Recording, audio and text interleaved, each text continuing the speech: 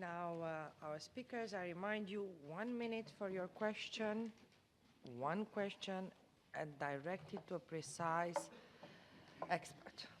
So you have to indicate to whom is the question. First speaker, Madam McGuinness. Thank you, and thank you to those who've presented to us. I'll ask one question with two parts to the two colleagues. I was very interested in the observation, and I quote, "What do we do about farmers?" From what I heard, the stark choice is that they get cancer or they suffer losses. In the second presentation, I heard very clearly, and I took a photograph of the summary slide, which said that it is not carcinogenic. So as a policymaker, I'm trying to decide. So the question is this. For the losses, the farmers who contact me are saying, this is about how they use these products to be climate friendly in their farming systems. Is this something that is taken into account in terms of assessing whether it should stay or it should go? And between the two sides in this debate, which we've just heard from, how do I, as a policymaker, reconcile the differences and make the right choice? Because that's what I want to do for farmers, for consumers, and for us as a parliament. Thank you. Thank you very much. Mr. Bowmer. Thank you for the question. I'll do my best to answer it. What to do about farmers? Aside from the classification which determines whether a substance is carcinogenic or not, the EFSA risk assessment follows on with the rules as to how a product should be applied and should be used safely in farming applications. And I think the advice from ECHA and EFSA combined should provide sufficient confidence that the product is safe to use. That's the only answer I can give you. That's the result of our combined lengthy studies into this product. And Monsieur Pigeon. Pigeon. I'm in a comparable situation as you, Mrs. McGuinness, in the sense that I'm not a toxicologist, and so I have to believe the authorities, and I have to try to understand the processes that they've followed. And as far as the discussion that we've had this morning, as far as the state of the science is concerned, the only observation I can make is that IARC has followed a process by which independent scientists who are own international cancer experts have reviewed published evidence that's peer-reviewed. On the other side, the EU agencies have mainly based their work on proprietary studies that are confidential, and most of these officials' identity is actually unknown. So I'm not a toxicologist. No, it is the case. 80% of them refuse to be disclosed as far as EFSA was concerned. Actually, ECHA is better in that respect. I agree with that. So that's where I take my opinion from, because that's the best I can offer as far as the carcinogenicity of glyphosate is concerned. Politically, I mean, thank you. It's only 1 minute now? Yeah, because you had to share. She wanted two of us to answer, so I strongly recommend one question to one expert, or else the time will be too small. Madam Dalli. Thank you, Chair.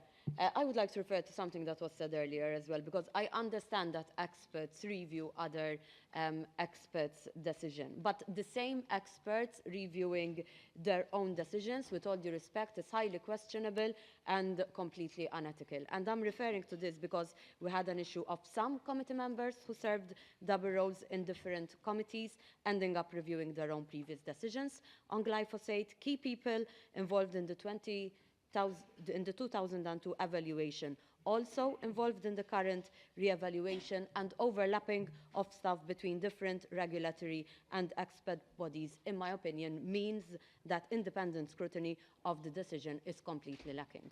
And my question is to Mr. Bowmer from ECHA. I do understand the limitations that are imposed by legislation, but ECHA, as also stated today, evaluates the information submitted by companies. Looking forward, how can ECHA ensure independence and reliability of the reviews it makes? Because this is not a one-off thing. ECHA will be also reviewing chemicals vis-à-vis the REACH legislation, as mentioned, and this is something that people need to have peace of mind about. Mr. Bowmer, thank you. I'll deal with the overlap in membership of committees first, if I may.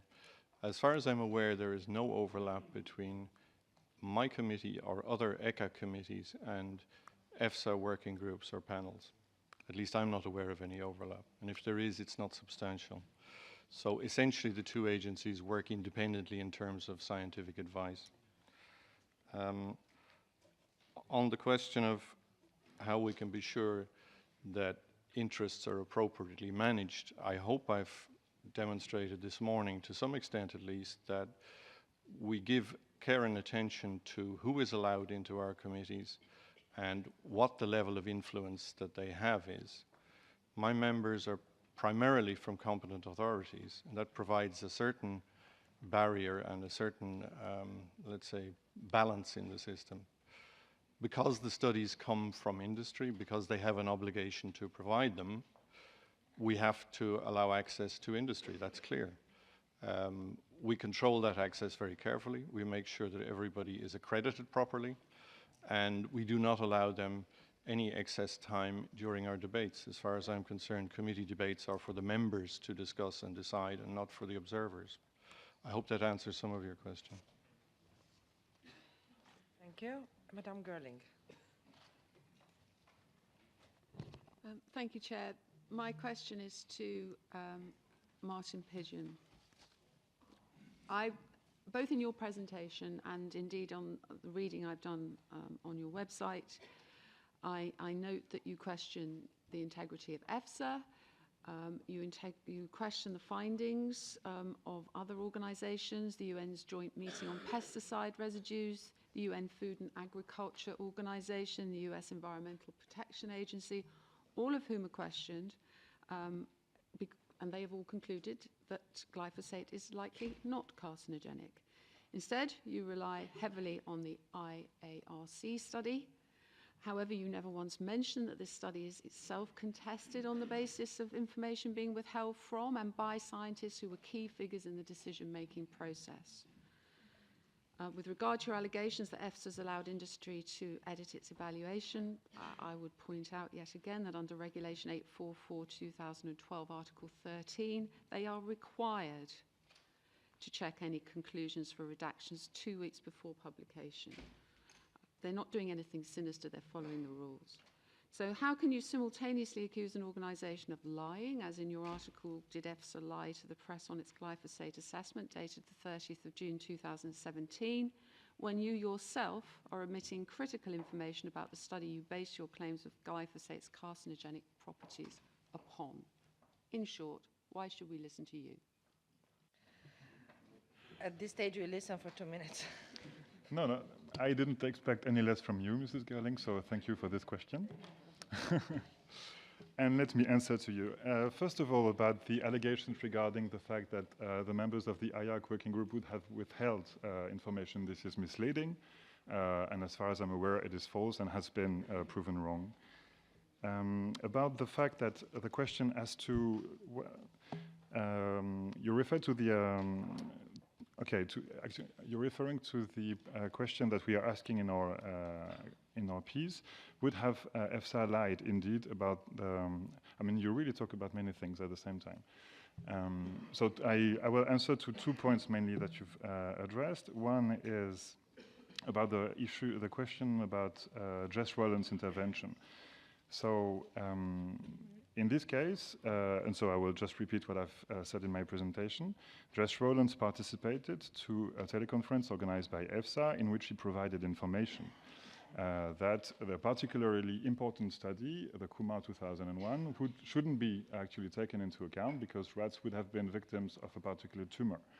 This was actually something that the BFR actually themselves and the EPA, no, not the EPA, and the ECHA themselves dismissed on the basis that there was nothing in the evidence showing that this could be the case.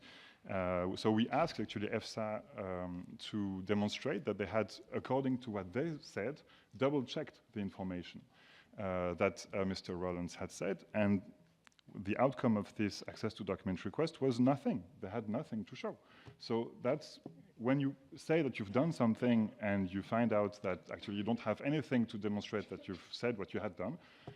I'm not accusing them, but indeed, I'm not very far from asking this question. Why did they pretend something to have done something that they didn't?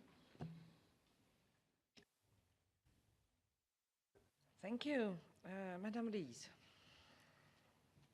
Merci Madame la Présidente. On en est à 3h10 d'audition, de hearing, et j'ai toujours l'impression, en tous les cas en ce qui concerne, d'assister à un dialogue de sourds. Je ne suis pas plus savante, je n'en sais pas plus qu'il y a 3h10. Ce qui est clair, en revanche, et Madame McGuinness l'a dit, c'est qu'on nous demande à nous politiques, on demande aux politiques de trancher, là où depuis des années, des décennies presque, la science est incapable d'être conclusive, de conclure. Et en attendant, le comité d'experts de la Commission et du Conseil va voter, c'est le 23 normalement, de report en report, mais va voter sur le renouvellement probablement pour 10 ans, c'est-à-dire maximal, de l'autorisation du glyphosate, dans cette espèce de brouillard. C'est absolument insupportable. Alors la question pour avancer, c'est comment on en sort. De multiples pistes ont été évoquées. Je citerai M. Portier tout au début de notre audition, qui a dit qu'un des gros problèmes, c'était les conclusions écartées, les études écartées. J'en viens à ma question à M. Bowmer. Et l'une de ces études que Mme Guinton a citée, l'étude Kumar de 2001, l'ECHA, contrairement à l'EFSA, je vais conclure, a reconnu la validité des travaux qui ont abouti à l'apparition de lymphome chez toute une série de souris qui ont été étudiées. En revanche, elle reconnaît la validité, mais elle conclut comme l'EFSA en écartant l'étude. Je voudrais comprendre le mécanisme ici pour tenter d'avancer et qu'enfin on parle de la même chose. Merci. Mr. Bowman.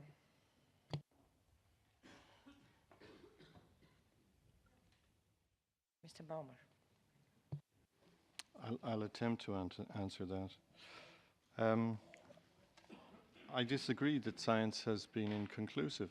I think science has been consistent and very conclusive. Within the European Union, 2 statutory agencies have given a clear and direct answer to the question as to whether glyphosate is carcinogenic or safe to use. And they've said, yes, it is safe to use. But it's never used. Thank you. Please don't interrupt.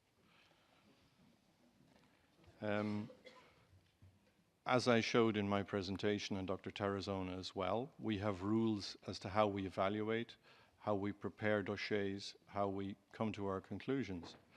Those rules have been followed through 2 separate agencies and different bodies to come to conclusions. I think they've been followed correctly. I don't think there's any evidence that in some way those processes have been subversive or to reduce confidence in them.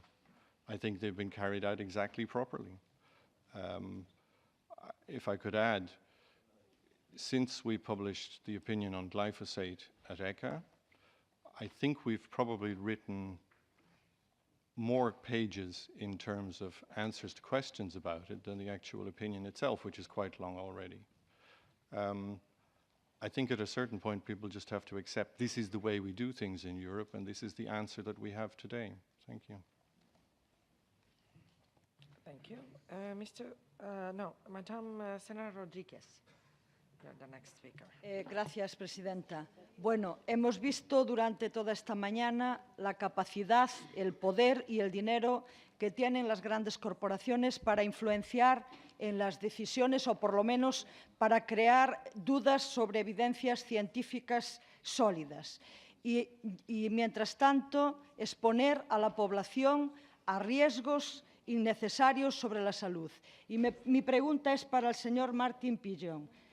Me gustaría que nos dijera si tienen datos sobre la relación entre la industria de agrotóxicos, entre las corporaciones de agrotóxicos y la industria farmacéutica, y también qué papel debería jugar, llegados a este punto, el principio de precaución a la hora de conceder las autorizaciones. Muchas gracias. Monsieur Pigeon.